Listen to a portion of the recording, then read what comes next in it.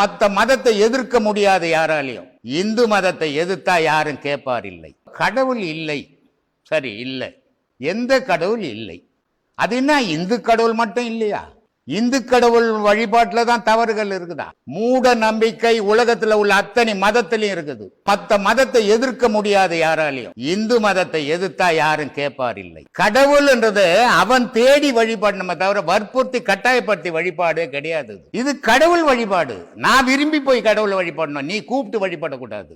மற்ற மதங்கள்லாம் கூப்பிட்டு வழிபட்டு இருக்குது, இது இயற்கையா வழிபட்டு இருக்குது. ஆனா இந்த மதத்திலையும் தவறுகள் இருக்குது, எல்லா மதத்திலையும் தவறுகள் இருக்குது. ஆனா மற்ற மதத்துல இருக்கிற தவறை எவனாவது சுட்டி காட்ட சொல்லுங்க பார்க்கலாம். சுட்டி காட்டினா மறுநாள் அங்க வெடிக்கும், சுட்டி காட்டினா மறுநாள் உள்ள போயிடுவான். இதை யாரு என்ன கேட்டாலும் கேட்பார் இல்லை. இது ஒரு சுதந்திரமான உலகத்துல வழிபாடு இந்து மதம் தவிர வேற எதுவும் கிடையாது. இந்துக்கள் என்றும் கிறிஸ்துவ மதத்துல போய் வழிபடுவான், இந்துக்கள் என்றும் தர்கால போய் வழிபடுவான். ஆனா ஒரு கிறிஸ்தவனோ ஒரு இந்துவோ முஸ்லீமோ இந்துக்கள் வழியில வந்த வழிபாடு சொல்லுங்க. காரணம், சுதந்திரமான மதம் உலகத்தில் இந்து மதம் மட்டும்தான். யார் கடவுளும் சொன்னாலும் அதை வழிபடுவான்.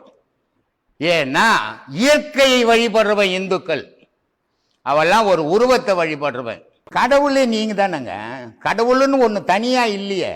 இப்ப நம்ம கிட்ட கூட கோயில் கட்டிக்கிறோம், இது வரைக்கும் நான் சாமி கும்பிட்டது இல்லைங்க. ஆனா கோவில் கட்டி வச்சிடும், கோடிக்கணக்கில் போட்டு கோயில் கட்டணும். காரணம் என்னன்னா, எனக்கு கடவுள் எங்க இருக்குன்னு எனக்கு தெரியும், ஆனா எல்லாருக்கும் தெரியுமா? ஆனா எல்லாரும் தெரிஞ்சுக்கிற வரைக்கும் அது கோயில் ஓணும், செலவு ஓணும் இல்லையா? அப்போ ஊருக்குன்னு கட்டினே தவிர எனக்குன்னு கட்டினது அது ஆசிரமம். அப்போ ஒரு ஊருன்னு இருந்தால் ஒரு பக்தி அவசியம். பக்தி இல்லாமல் காட்டு மிராண்டி மாதிரி வாழ்வான். அப்போ அந்த குழந்தைக்கு கடவுள் இப்படி இருக்குது அப்படி இருக்குதுன்னா சொன்னால் புரியவே புரியாது. அப்போ அதுக்கு ஒரு உருவம் வேணும். கோவில்களில் வச்சுக்கிற உருவமே மனிதன் உருவம் தான். மனிதனுக்குள்ள கடவுள்னு மகான்கள் காட்டுறதுக்காக தான் உருவத்தையே வச்சாங்க. ஆனால் அது இல்லாததை காட்டினா புரியாது. அதனால ஒரு சிலையை வச்சு கோவிலில் காட்டி இது கடவுள், இது நம்மளை விட உயர்ந்தது, இதுதான் நம்மளை வாழ வைக்குது அப்படின்னு குழந்தையிலேருந்து சொல்லி கொடுத்தா தான் பக்தி ஊறும் மனசுல.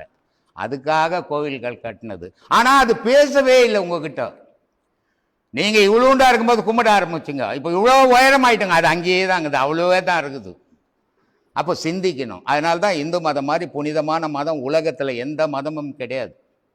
ஆனால் இந்து மதத்தை வளர்க்கறதுக்கு ஆளு கிடையாது. இந்து மதத்தில் பிழப்பு நட்ட ஆரம்பிச்சுட்டான். அதனால இந்து மதம் கெட்டு போச்சு. காசுக்கோசம் இந்து மதத்தை விற்கிற அளவுக்கு போயிட்டானுங்க. இந்து மதம் மாதிரி புனித மதம் உலகத்தில் எந்த மதமும் கிடையாது. எல்லா மதம் போய் படிச்சுட்டு வர மதம் தான். இந்து மதத்தில் தான் கும்பிடுற மதம். இந்து மதத்தில் தான் சரியை கிரியை யோகம் ஞானம் 4 பதங்கள் வச்சிருக்குது. முதல்ல 1ஆம் கிளாஸ் படி, அப்புறம் ஹைஸ்கூல் போ, அப்புறம் காலேஜ் போ, அப்புறம் வேலைக்கு போன்னு. நான் எப்படி மனுஷனுக்கு 4 பதம் இருக்குதோ அதே மாதிரி தெய்வ வழிபாடு. அதை போய் கும்பிடு, கல்லோ கில்லோ ஏதோ கடவுள்னு நினைச்சு கும்பிடு, அப்புறம் அதை பாடு, அதுவும் பேசல, உனக்குள்ள தேடு, தேடி இறைவன் அடைன்றதுக்கு 4 பதங்கள் வச்சுக்குது இந்து மதத்தில் மட்டும்தான்.